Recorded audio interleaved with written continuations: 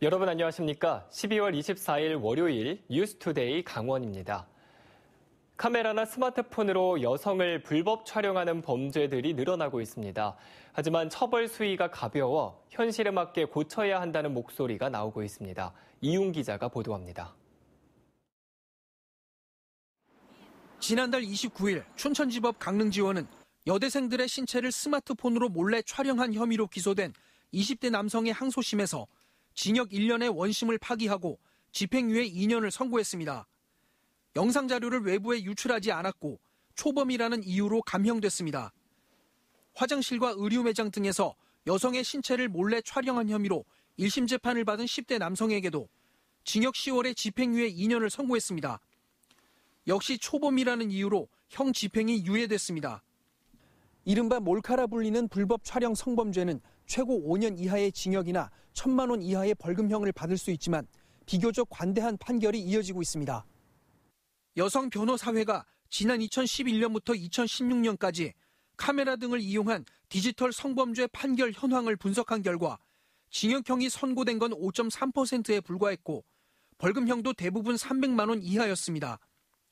성폭력처럼 물리적인 폭력이 동반되지 않고 초범인 경우가 많아 처벌이 상대적으로 약한 겁니다.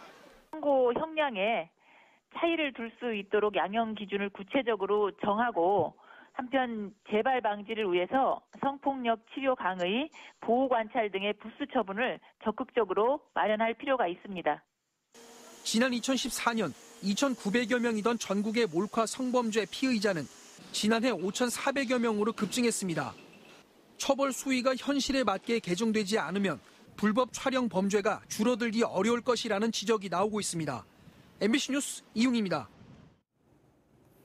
여러분 혹시 나한상이 무엇인지 아십니까? 이 화강암에 새긴 은은한 미소가 일품인 조각품들을 말하는데요.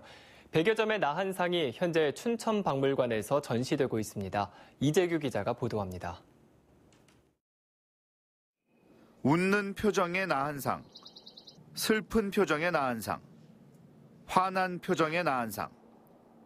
다 비슷해 보이지만 눈가와 인매가 조금씩 다릅니다. 부처의 가르침을 듣고 깨달은 성자를 일컫는 나한은 하지만 우리 이웃의 모습이 그대로 투영돼 있어 더 사랑받고 있습니다. 나님 얼굴을 보니까 굉장히 웃고 계신 모습처럼 보이는데 굉장히 마음이 편안하게 해주는 그런 보살이신 것 같습니다. 이곳에 전시된 나한상은 2002년 영월 창녕사 터에서 발견된 것들입니다. 당시 발견된 것만 320여 점, 전국 최대 규모급입니다. 고려시대 만들어졌다는 추론만 있을 뿐 누가 어떤 의도로 만들었는지, 어떤 계기로 땅에 묻혔는지 등에 대해서는 아직 정확한 조사가 진행되지 못하고 있습니다. 춘천박물관은 관람객들 호응이 좋아 당초 지난달 말까지였던 특별 전시회를 내년 3월까지 연장하기로 했습니다. 나한상은 저희보다 관람객들이 늘 좋아하고 다시 찾고 의미를 새기고자 하는 그런 전시품이었어요. 그래서 저희도 관람객의 뜻을 늘 받들어서 특히 올해 특별전에서는 전시뿐 아니라 나한에 대한 정보와 역사를 알려주는 정보관까지 준비해 관람객들의 필요를 충족시키고 있습니다. 박물관은 이 나한상들을 보물로 지정하는 작업을 추진한 뒤 재고증을 거쳐 국보 신청 여부를 검토할 계획입니다. MBC 뉴스 이재규입니다. 강원도 의회에서 환동의 본부를 제2도청으로 격상해달라는 요구가 있었습니다. 급변하는 동해안 환경에 대응하기 위해서는 지금의 수산업 위주 조직으로는 안 된다는 건데요. 강원도는 아직 고민하지는 않고 있습니다. 김민성 기자입니다.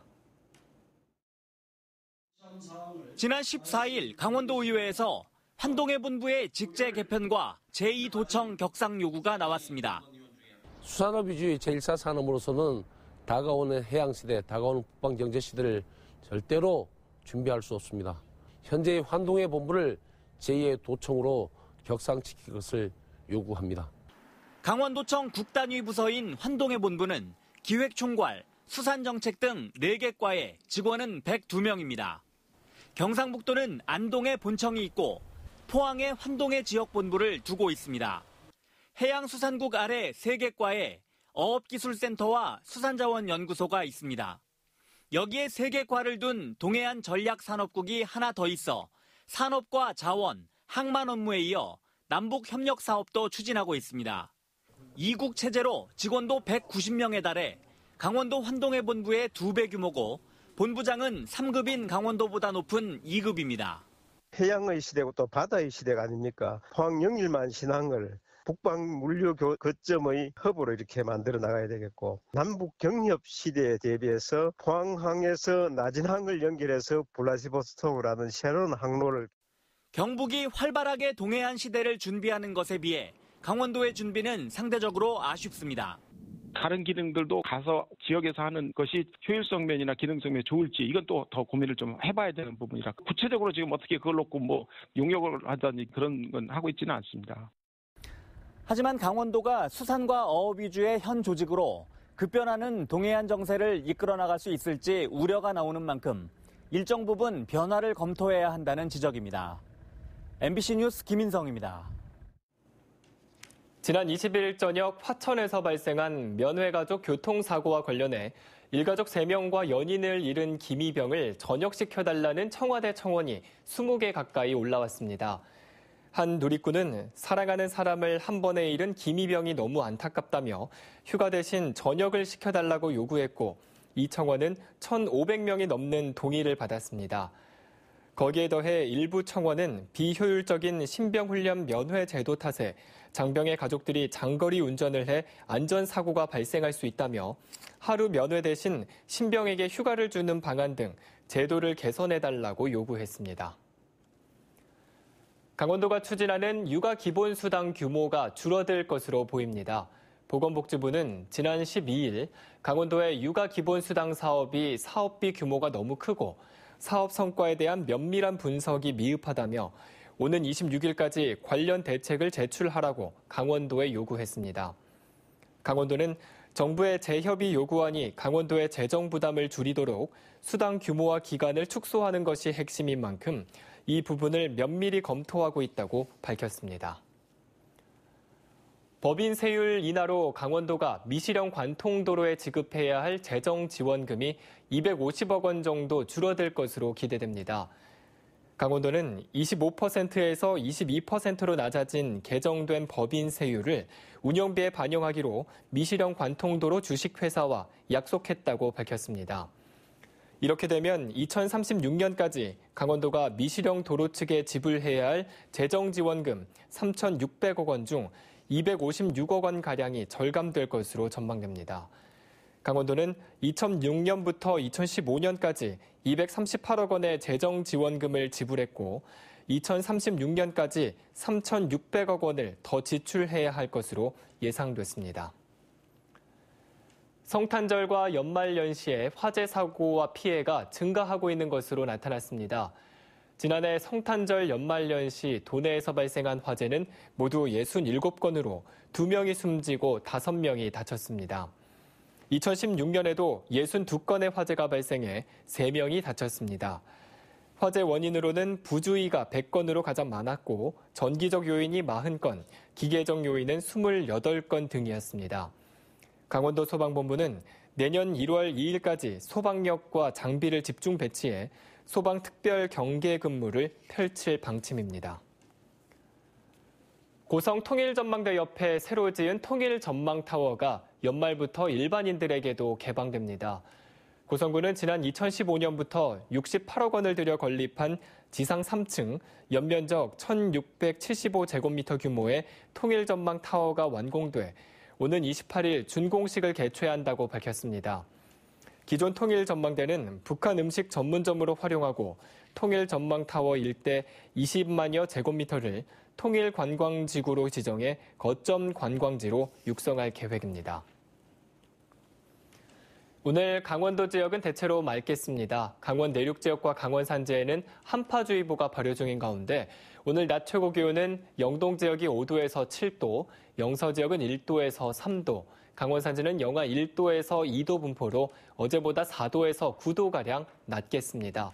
또 영동 지역과 강원 산지에는 건조특보가 계속해서 발효 중이어서 화재 예방에 각별한 주의가 필요합니다. 한편 동해 중부 먼바다에 내려졌던 풍랑주의보는 잠시 뒤 오전 8시에 해제됩니다. 그럼 자세한 오늘의 날씨와 행사를 안내해드립니다.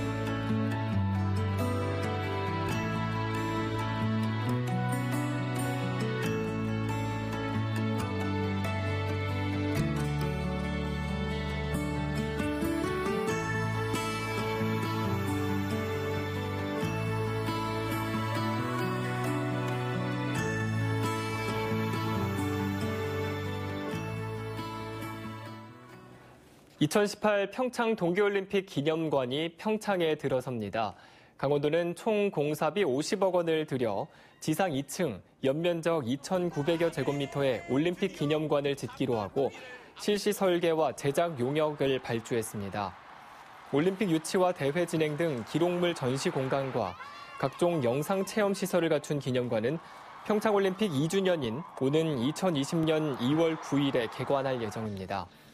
강원도는 올림픽 기념관을 근처 관광 명소인 스키점프대와 월정사, 이효성 문학마을 등과 연계해 관광 자원으로 활용할 계획입니다. 춘천 지역의 초미세먼지 농도가 높은 것은 농산물 소각 등이 원인이라는 연구 결과가 나왔습니다. 강원대학교 환경보건센터는 2012년부터 4년 동안 측정한 춘천의 평균 초미세먼지 농도는 26.9 마이크로그램으로 현재 연평균 기준인 15 마이크로그램을 넘어섰다고 밝혔습니다. 이상으로 뉴스투데이 강원을 마칩니다. 고맙습니다.